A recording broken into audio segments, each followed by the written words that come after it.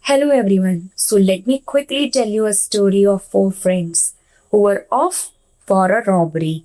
So as you see, these four friends were part of a team, but each one of them had a specific characteristics that made them suitable for the robbery. The first one was, you will have to guess, but let me tell you about his characteristics. So the first one was somebody who was a lot dependent on water and alcohol. He would make frequent stops every now and then with water and alcohol. And because of this nature, what happened was that it started shrinking because he was so much alcohol dependent that it led to shrinkage. The next person was really somebody who was responsible enough. He believed in leaving no traces behind.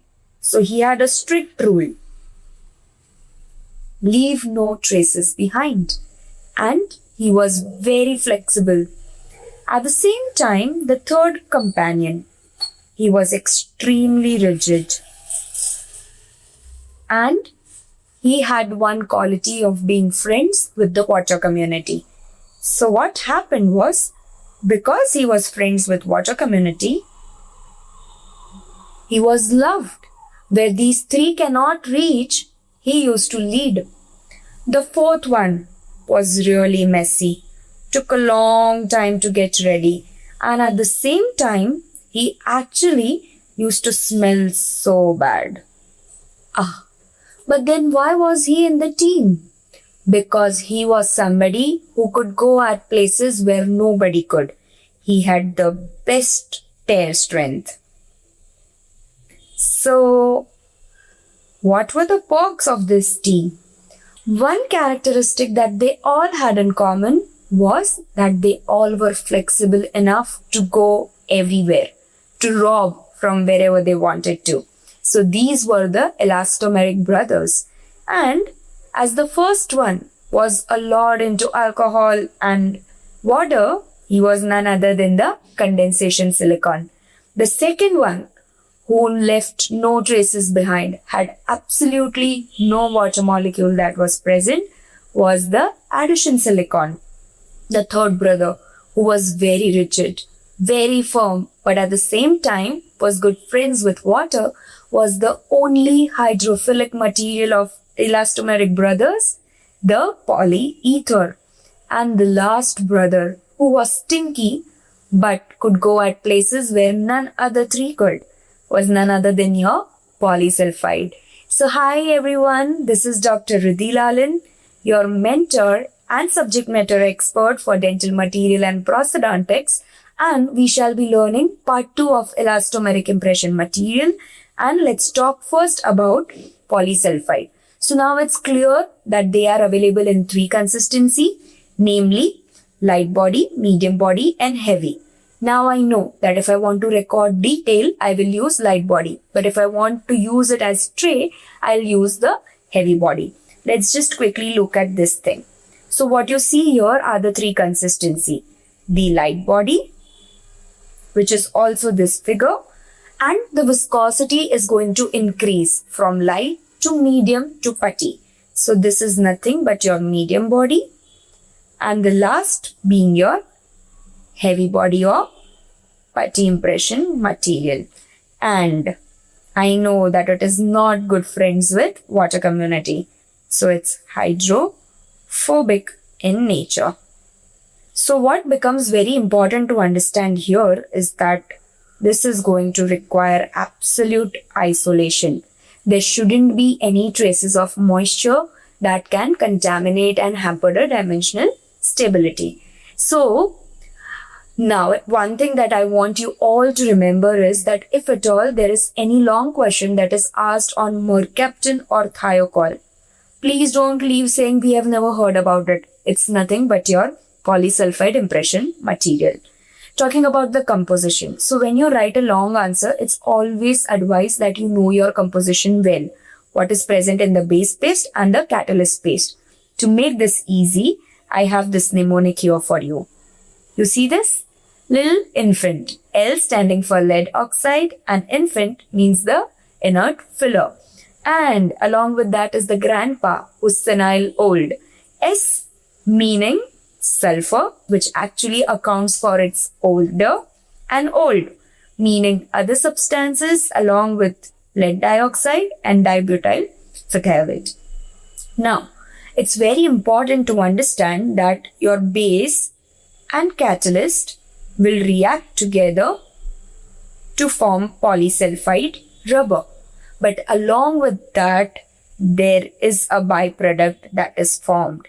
Now, because there is byproduct that is formed, this eventually is going to compromise with your dimensional stability, at the same time cause shrinkage of your material. And this actually emphasizes for the need to be immediately poured. You need to understand one thing, that it has to be poured immediately because you want to preserve the dimensional stability. Let's just quickly look at all the properties. Now I know that the odor is not good, right? The last one, the stinky brother, he did not smell good. At the same time, it's extremely viscous and sticky. It's going to stick. So the problem is that after the impression has been taken, it becomes very difficult to remove if at all there are spicules, sticking to the skin of the patient. It has a very high setting time. In fact, greatest of the all. But at the same time, it has absolutely amazing reproduction of detail.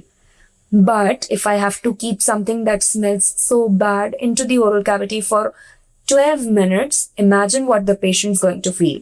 And this was the exact reason why your polysulfide was no longer used. We talked about the dimensional stability and how the byproduct water leads to shrinkage of the material, has amazing taste strength.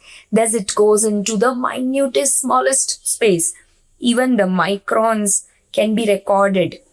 But because of the smell again, it has not been accepted. Why? It has good flexibility and is hydrophobic in nature. So the manipulation is very easy. We have been talking about the manipulation in previous lecture as well, when we talk about two methods. One was that you take equal lengths and you use a mixing spatula and mix it till you get a homogeneous mix. Along with it, there are auto cartridges which will auto mix your material and dispense it immediately. So this was about your polysulfide, and I hope it was easy for you to understand. Now let's talk about your polyether. You saw he was the rigid man, right? Then what exactly happened that actually didn't help him become the king of elastomeric brothers? We'll figure out here. So as we have already discussed, they are also available in 3 standard consistency. Apart from that, it is made up of polyether polymer. So it's already a polymer which will be facilitated by the sulfonate ester from your accelerator paste. There is colloidal silica present in both of them, while there is glycoether that will manipulate the properties, which is based in the base place. Now you have to understand that there is polyether which is already a polymer, and in presence of sulfonic ester present from your accelerator, it's going to form a cross-linked rubber. So this was about your setting reaction, and it sets in a span of around 6 to 8 minutes, which is considerably good. It also has a pleasant taste and odor, but one component, which is actually the accelerator, your ester, can be allergic for some patients. So you need to take your history well and observe for any allergic reaction if at all there are. It has good dimensional stability. The flexibility is very low. So now I told you one thing, right? He was the rigid brother. It is so stiff that it is not used in severe undercuts, because what is going to happen, the gypsum product will flow easily and the reproduction details are good. So it will go and record everything and the gypsum product will flow as well.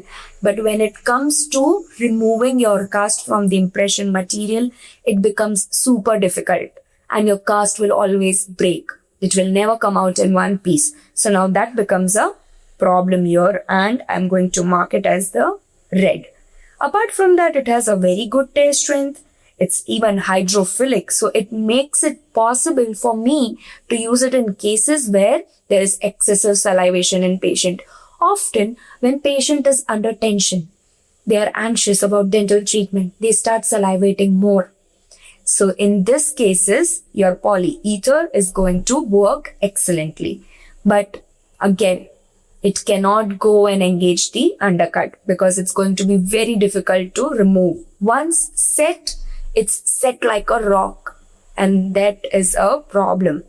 So this was limited. The usage was then further limited to only edentulous cases with very less undercut.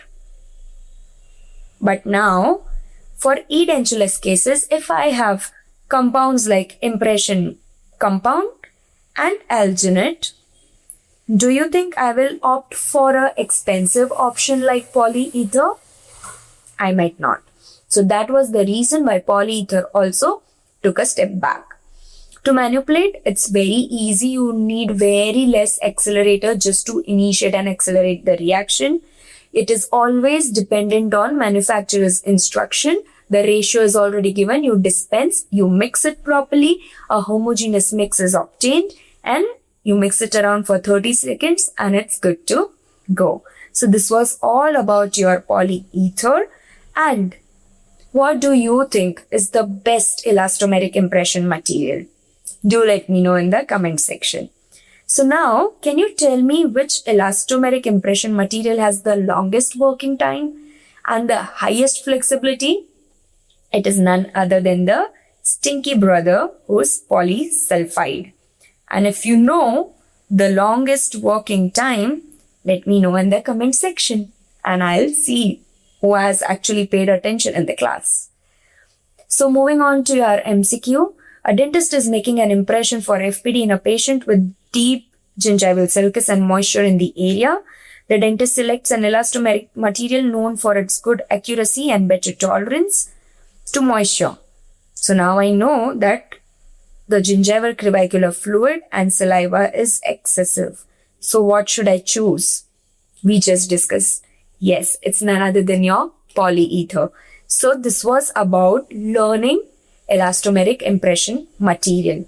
Now, every time that you learn from the app, you are actually going to be getting coins. More time you spend on the app, more coins you get. And do you know there is one more hidden advantage to it? If you read and study every day from the app, the one with the longest streak will be invited to Dental Spotlight 2.0. What are you waiting for?